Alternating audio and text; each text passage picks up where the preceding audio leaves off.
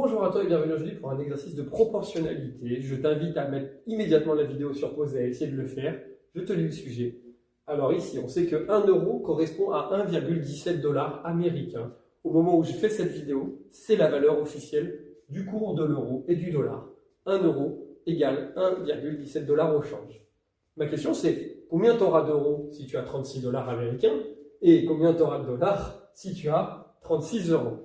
Question toute simple, à vrai dire, mais il ne faut pas se tromper. Et ici, je le précise, il y a de la proportionnalité entre mon prix en euros et mon prix en dollars. Eh bien, il y a plein de façons de le faire. Je te laisse mettre pause et essayer. Et moi, je vais immédiatement attaquer la correction. Alors ici, comment faire? Il y a plein de façons. Soit on y va avec la méthode initiale et se dire quel est le coefficient de proportionnalité. Et du coup, on cherche pour passer de 1 à 1,17 par combien on a multiplié. La valeur est évidente, puisqu'ici on a 1, on a multiplié par 1,17. On trouve donc immédiatement le coefficient de proportionnalité qui vient clore l'exercice avec quelques calculs. Ou alors, on peut aussi faire un tableau de proportionnalité. Je te propose de faire les deux méthodes. Première méthode, celle que j'ai expliquée. Ici, on sait que le prix qu'on aura en euros, multiplié par le coefficient de proportionnalité, doit être égal au prix en dollars. Ça, c'est la première idée. Et du coup, ici, tu sais que 1 euro, du coup, fois le coefficient, doit être égal à 1,17 $. Tu en déduis donc que le coefficient de proportionnalité, il est directement égal à 1,17. Il n'y a aucun calcul à faire. Du coup, pour répondre à mes deux questions, je vais les numéroter 1 et 2. Pour la question 1, j'ai simplement à dire, finalement, combien aura-t-on d'euros avec 36 $? Si j'ai 36 $, je vais faire mon nombre fois 1,17 et ça va me donner le prix. Mais 36. Donc je vais faire plutôt 36 divisé par 1,17.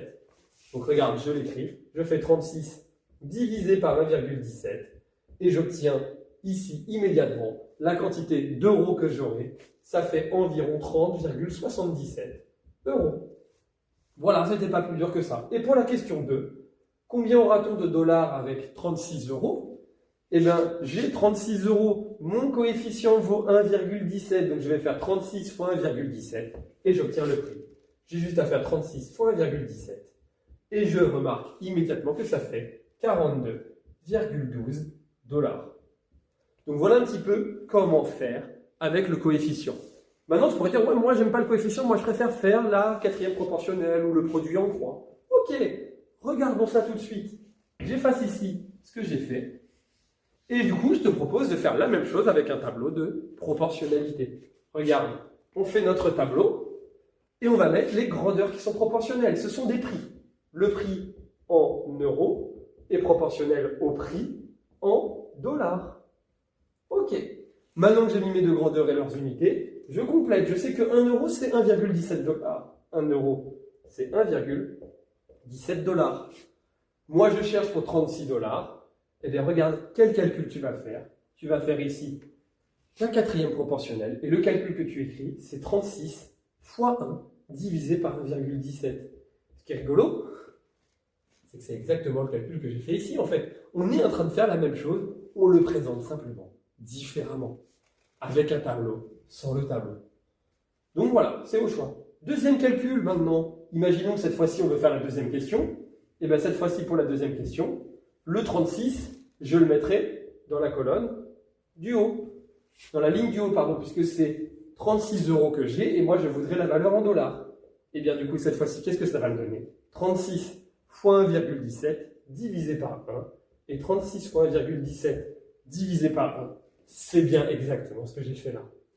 Donc voilà comment résoudre ces problèmes de proportionnalité. Ils paraissent souvent compliqués au premier abord, mais on se rend compte qu'en faisant bien son tableau, en fait, le problème, il tombe tout seul.